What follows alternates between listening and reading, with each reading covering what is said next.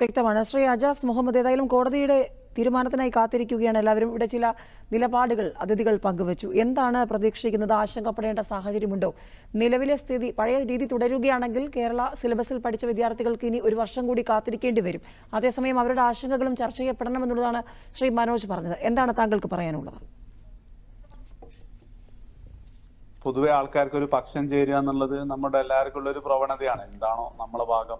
അപ്പം ശരിക്കും ഞാനിവിടെ ഇപ്പം ആദ്യമായിട്ട് ഈ റിസൾട്ട് അല്ലെ പുതിയ ഫോർമുല പ്രകാരം റാങ്ക് ലിസ്റ്റ് പ്രഖ്യാപിച്ചപ്പോൾ തന്നെ ഞാൻ പറഞ്ഞിട്ടുണ്ട് ഈ ഒരു ഫോർമുലയ്ക്കും അല്ലെ ഈ ഒരു മെത്തേഡിന് എന്തുണ്ട് കുറച്ച് പ്രശ്നങ്ങളൊക്കെ ഉണ്ട് എന്നുള്ളത്. അതേപോലെ തന്നെയാണ് അത് മാറ്റി പഴയ ഫോർമുലനെയാക്കുമ്പോൾ അതിനേക്കാൾ വലിയ അനീതിയാണ്. അപ്പം അവിടുത്തെ കേസിൽ ഒരു സ്റ്റേറ്റ് വേഴ്സസ് CBSE എന്നതിനേക്കാൾ അപ്പുറം ഒരു നീതിക്ക് വേണ്ടിയാണ് ഞാനിവിടെ മാക്സിമം ശ്രമിച്ചുകൊണ്ടിരിക്കുന്നത്. അല്ലെ സ്റ്റേറ്റ് സിലബസിലെ പിള്ളേരോ അല്ലെങ്കിൽ CBSE പിള്ളേരോ എന്നുള്ളതല്ല.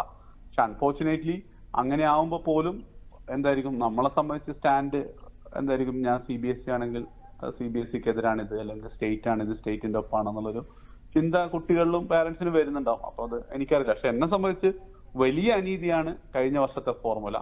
അപ്പം അത് മാറ്റാൻ ഏതറ്റം വരെയും പോകണമെന്നാണ് എൻ്റെ ഒരു വിശ്വാസം. ശ്രീ അജാസ് മുഹമ്മദ്, അങ്ങനെയെങ്കിൽ വരും ദിവസങ്ങളിൽ എന്തായിരിക്കും നിയമ പോരാട്ടം? വരും വർഷങ്ങളിൽ മാറ്റങ്ങൾ ഉണ്ടാകണം, തിരുത്തലുകൾ ഉണ്ടാകണം.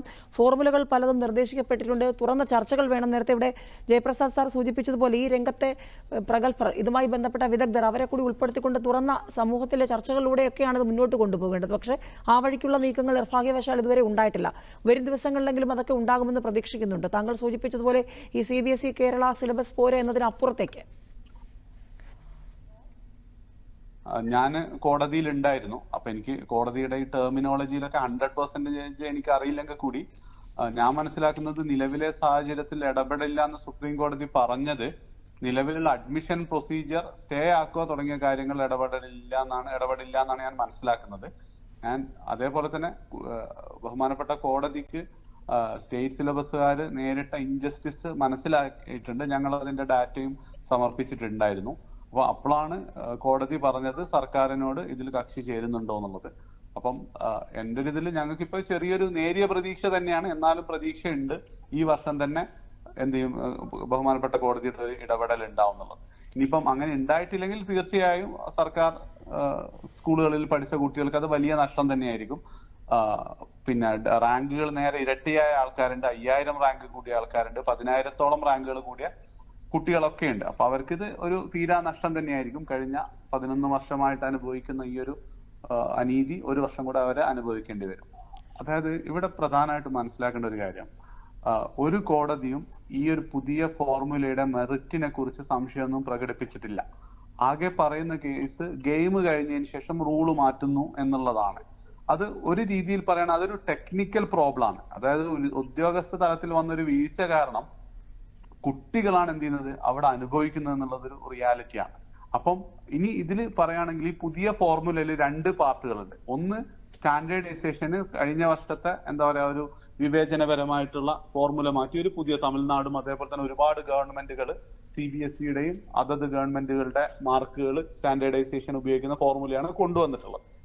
അപ്പം അതിപ്പം എന്ത് ഫോർമുലയാണെങ്കിലും അത് ഒരു രീതിയിലും പ്രോസ്പെക്ടസിൽ വന്നാലും പരീക്ഷയ്ക്ക് മുന്നേ വന്നാലും പരീക്ഷയ്ക്ക് ശേഷം വന്നാലും റാങ്ക് ലിസ്റ്റിന്റെ തൊട്ട് മുന്നേ വന്നാലൊന്നും ഒരു കുട്ടിയെയും ബാധിക്കില്ല. കാരണം അവിടെ കുട്ടികൾക്ക് ഒരു റോളും ഇല്ല. കുട്ടികൾക്ക് ഒറ്റ റോളേ ഉള്ളൂ, നന്നായി പഠിക്കുക, നല്ല മാർക്ക് വാങ്ങുക എന്നുള്ളത്. എന്താണോ ഫോർമുല അതിനനുസരിച്ച് അത് വരും.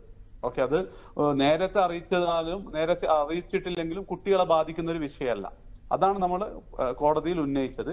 പക്ഷെ ഇവിടെ രണ്ടാമതൊരു മാറ്റം കൂടെ കൊണ്ടുവന്നിട്ടുണ്ട്. അതായിരുന്നു എന്ത്, ഈ മാത്സ്, ഫിസിക്സ്, കെമിസ്ട്രിയിലെ 1:1:1 എന്നുള്ള ഫോർമുല മാറ്റി 5:3:2 മാറ്റിയത്. അത് പരീക്ഷയ്ക്ക് മുന്നേ അറിയിച്ചാൽ ഉറപ്പായിട്ടും കുട്ടികൾക്ക് ചെറിയ രീതിയിലെങ്കിലും അവർക്കൊരു ഇടപെടൽ നടത്താം. എത്രത്തോളം എന്ന് വെച്ചാൽ ഇപ്പം മാത്സും പഠിക്കാനുണ്ട്, ഫിസിക്സും പഠിക്കാനുള്ള ഒരു കുട്ടിയാണെങ്കിൽ അവന് വേണമെങ്കിൽ മാത്സിന് വെയിറ്റേജ് കൂടുതലാണ്, അപ്പോൾ മാത്സിന് കുറച്ചും കൂടി ഇമ്പോർട്ടൻസ് കൊടുക്കായിരുന്നു പരീക്ഷയ്ക്ക് മുന്നേ ഇത് അറിയിച്ചിട്ടുണ്ടെങ്കിൽ. അപ്പം നമ്മളും പറഞ്ഞത് ആ 5:3:2 എന്നുള്ളത് എന്ത് ചെയ്തോ, നിങ്ങൾ ആ ഒരു സാധനം മാറ്റിക്കോ, അത് 1:1:1 തന്നെ ആക്കിക്കോ. പക്ഷെ ആ വിവേചനപരമായിട്ടുള്ള ഫോർമുല ലേറ്റ് ആയിട്ടുണ്ട് എന്ന് കരുതിയിട്ട് എന്ത് ചെയ്യരുത്, നിങ്ങൾ ആക്സെപ്റ്റ് ചെയ്യാതിരിക്കരുതെന്നാണ് നമ്മൾ ബഹുമാനപ്പെട്ട കോടതിയോട് അഭ്യർത്ഥിച്ചിട്ടുള്ളത്.